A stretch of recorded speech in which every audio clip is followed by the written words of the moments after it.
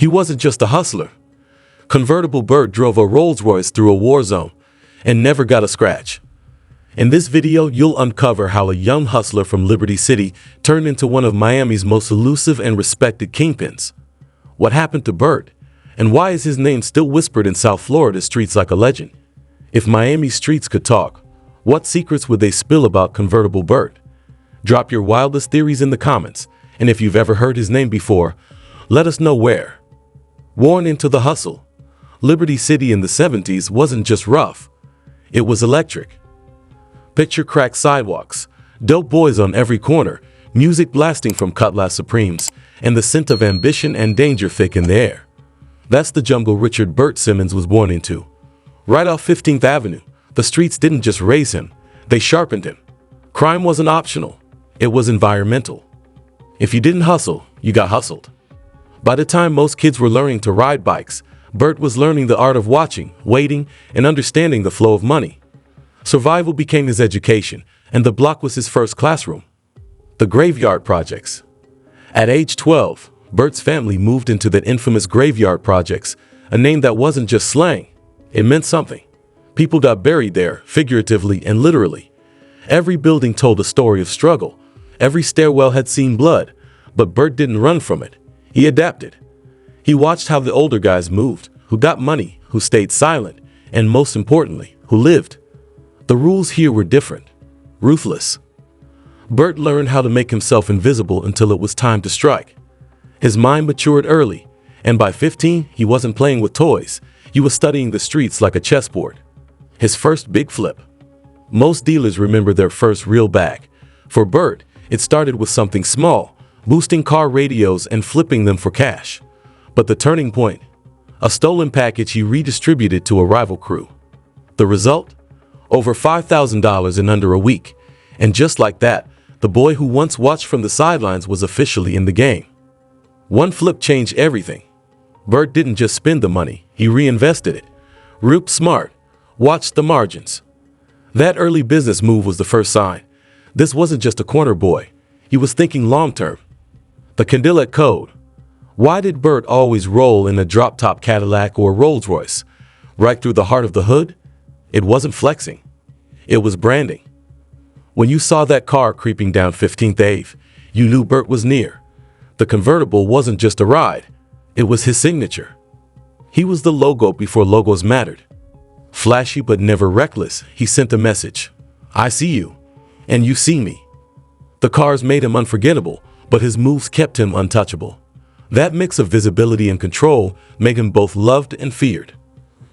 Respect over fear. Most street legends ruled with intimidation, guns, threats, violence. But Burt, he did it differently. He knew fear fades. But respect, that sticks. He paid his people on time. Kept his word. Never embarrassed you in public. His operation ran like a Fortune 500 company, with loyalty as the currency. People followed Burt because they wanted to, not because they had to. Even the Ogs recognized it. He wasn't just another dealer. He was a leader. That's why his empire lasted longer than most. He built it on discipline, not drama. Burt's crew was different. In a city where drug crews were loud, reckless, and flashy to the point of sloppiness, Burt flipped the script. His team was composed, clean-cut, and sharply dressed. They didn't hang out on corners. They ran them silently. Most were low-key dudes with smarts. Some even had college credits. You couldn't pick them out of a crowd unless you knew the game. He ran the streets like a corporation. Instead of chaos, Burt built structure. Instead of foot soldiers, he had thinkers. In a world full of heat, his crew moved cool, and that's how they lasted. Flash, but never reckless, Convertible Burt lived up to his name. You'd see him cruising slow in a cherry red Rolls Royce through areas most wouldn't dare walk in daylight. No security, no tinted windows. And yet, no one touched him. Why? Because he never crossed lines that didn't need to be crossed. He made money without making enemies. Style was his weapon, and precision his shield. He was visible, yes, but not vulnerable. His routes changed constantly. His movements were strategic. In a city where visibility often meant death, Burt was the ghost in plain sight. DEA couldn't touch him. The feds watched. They followed. They even wiretapped. but they couldn't catch him slipping. Convertible Burt ran his operation tight.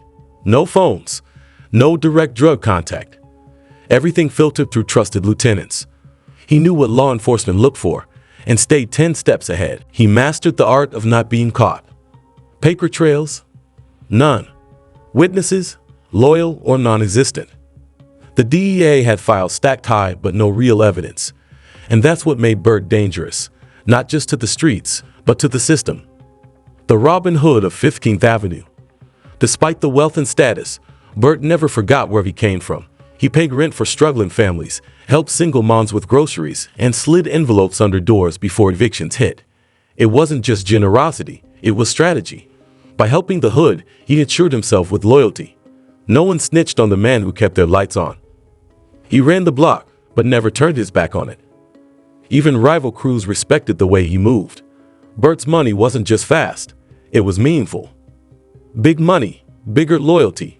Convertible Burt didn't tolerate snakes. He didn't need to. His crew was loyal, not out of fear, but out of belief. He made sure everyone got paid fairly. No one felt shortchanged. No one wanted to cross him, not because they feared death, but because they feared being cut off from the most stable game in town.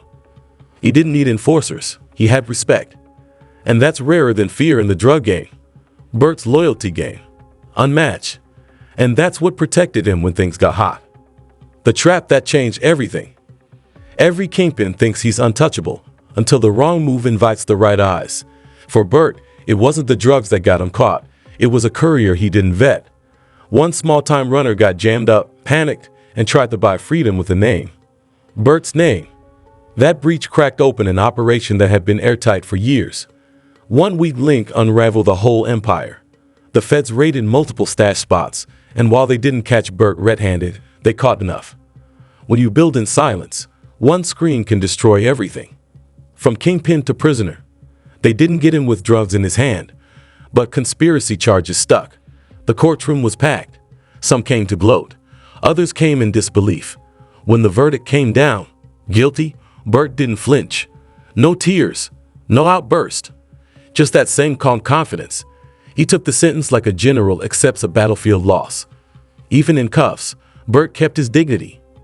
He went down quietly, but his legend only got louder. The streets didn't stop saying his name.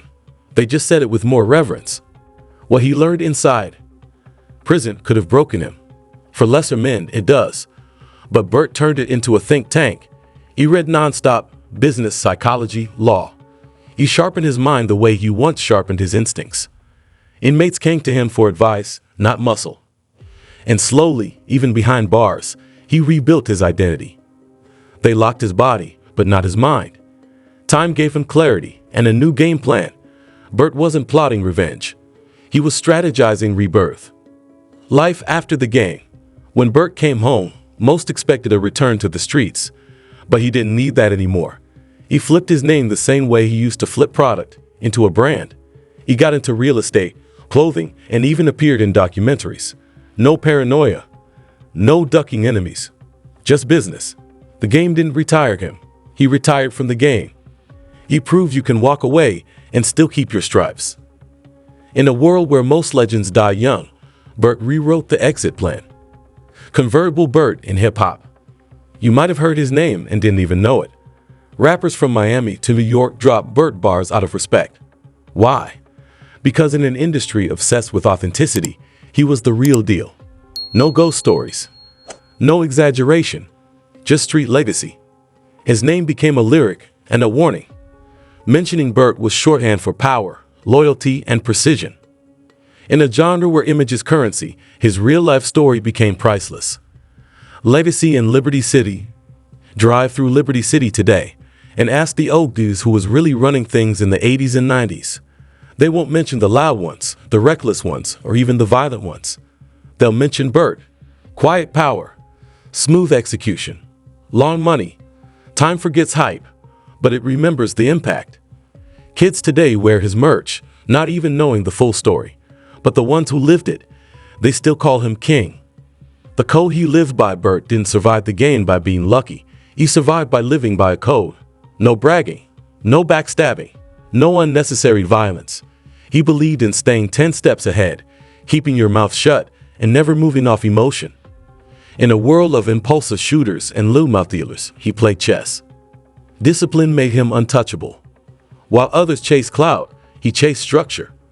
He taught that power isn't loud, it's consistent, and that's why even the loudest ones respected him. Is he still feared or respected? Ask around Miami today, especially in Liberty City, and you'll get two kinds of answers about Burt. The younger cats might say, he's a legend. The older heads, they say it with a look in their eye. It's not fear.